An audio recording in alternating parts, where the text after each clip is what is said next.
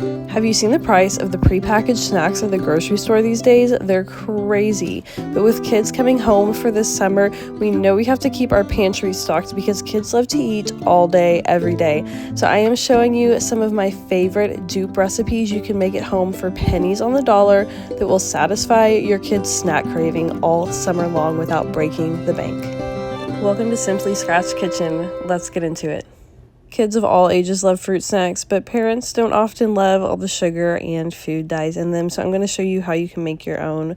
We're going to use juice today, but you can also use the same amount of pureed fruit. I thought this grape cranberry cocktail looked good. I'm using 100% beef gelatin. Make sure it is unflavored. I'll link this below. You'll need a silicone mold of any shape and size, and then I have just 1/8 of a cup of sugar. I'm combining this in a saucepan with 1/2 cup of my juice, and then I'm heating this until all of the sugar is dissolved, and just before the juice starts boiling, we'll take it off of the heat. I'm going to stir in 2 tablespoons of our beef gelatin, and the incredible part about this is that is going to add flavorless protein to these gummies as well, so you're not only omitting the ingredients you don't like, but your kids are getting some great nutrition out of these gummies too. You'll want to stir this vigorously to make sure all of the gelatin clumps are completely dissolved, and then you want to start adding this to your molds really quickly because it is going to set up fast. These can just sit on the counter for several hours. Really, overnight is best. And if you leave them out, they're actually going to dry out a little bit and they're going to give them that fruit snack texture. If you're in a hurry, feel free to pop these in the fridge and make it go a little bit faster. And I actually ended up freezing some of these and they turned out like the little frozen gummy bears people are doing right now. These were so good and my kids loved them.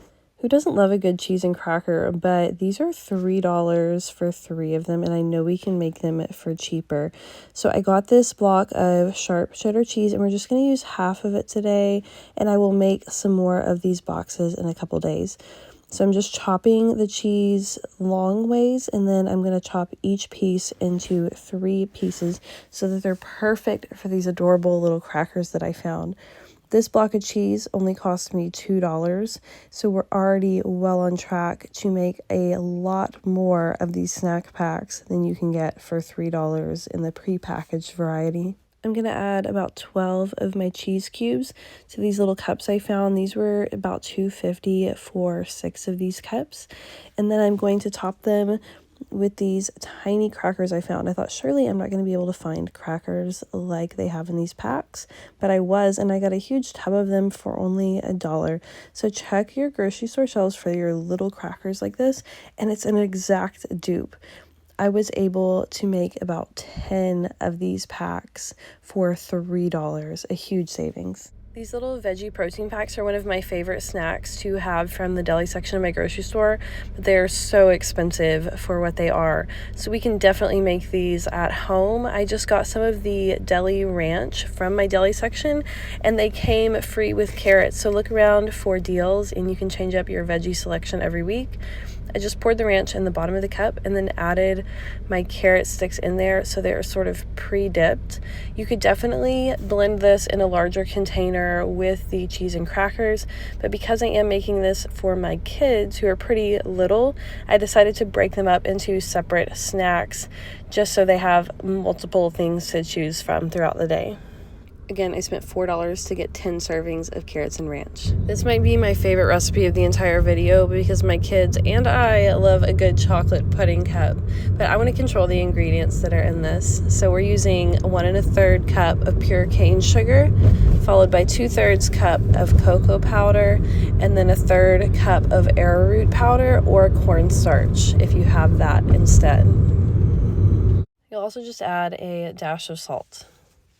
Combine all the dry ingredients really well with a whisk, and then you're going to add 4.5 cups of milk and turn this on to medium heat.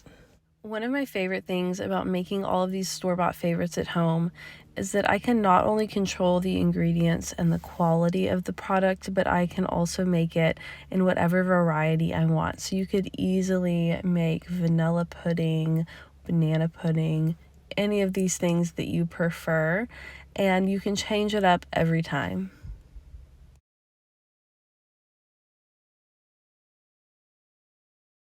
Just keep stirring this on medium heat for about 8 minutes. It's all going to come together, and right before it starts boiling, you're going to notice it thicken up a lot. As soon as you get that first boil, turn it off immediately. You're going to add 3 tablespoons of butter and a teaspoon of vanilla.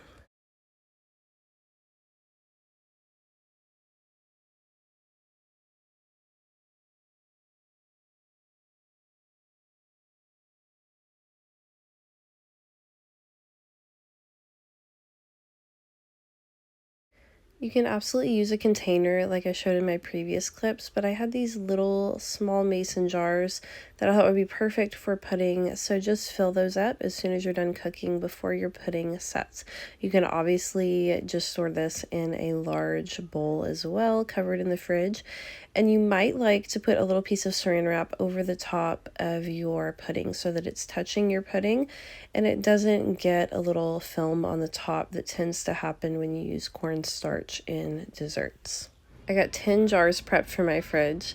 Not only are the ingredients and price fantastic, but this is the best chocolate pudding you will ever have, and your kids will love it. Thanks for joining me for a day of snack preps. If you like these kind of videos, be sure to subscribe to Simply Scratch Kitchen for more. Bye-bye.